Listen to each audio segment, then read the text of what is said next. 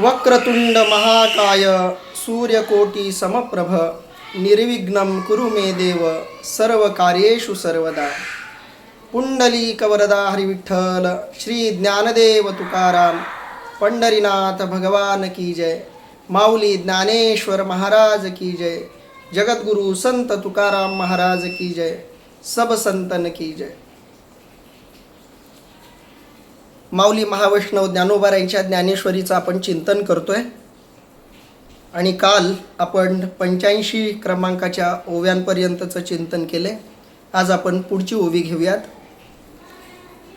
जे धर्मालय म्हणजे तेथ पांडवानी माझे गेले असती व्याजे धुंजाचेनी. अर्थात ज्या कुरुक्षेत्राला धर्माचे ठिकाण असे म्हणतात ते दुर्योधनादी माझे व धर्मादी पंडूचे पुत्र युद्ध करण्याच्या निमित्ताने गेले आहेत. अर्थात स्वतः धर्मराज युधिष्ठिरांच्या तोंडी निघालेलं एक महत्त्वाचं वाक्य इथं आलेलं आहे. ते वाक्य म्हणजे ज्याला धर्मालय म्हणतात तिथं पांडव आणि माझे युद्ध करण्याच्या इच्छेनं, युद्ध करण्याच्या मनीषेनं, मानसिकतेनं तिथं गेलेले आहेत. इथं धर्मराज युधिष्ठिरानं युद्धाला धर्मालय म्हटलंय. हा शब्द खूप महत्त्वाचा आहे.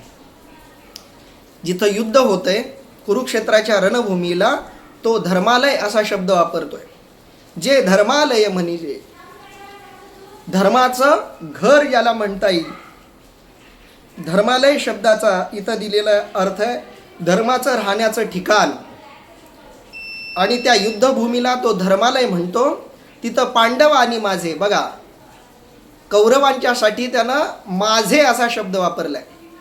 आणि इथंच धृतराष्ट्राचं आंधळे पण लक्षात येतं. राजगादीवर बसलेल्या कोणत्याही व्यक्तीनं माझं आणि दुसऱ्यांचं अशी भावना ठेवणं हेच आंधळेपणाचं महत्त्वाचं लक्षण आहे. पण असं असलं तरी तो ज्ञानी आहे, त्याला धर्माचं ज्ञान आहे एवढी गोष्ट मात्र नक्की. म्हणून तो युद्धभूमीला धर्मालय म्हणतो.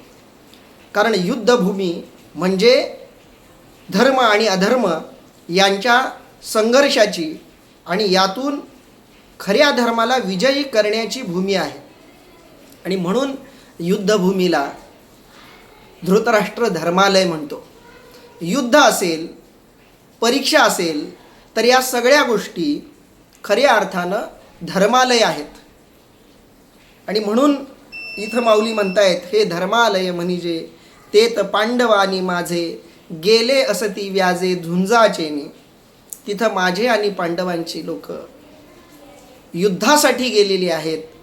तिथं काय घडतंय या सगळ्या गोष्टी, या सगळ्या घटना कृपा करून तू मला सांग असं धृतराष्ट्र संजयाला म्हणतो आहे.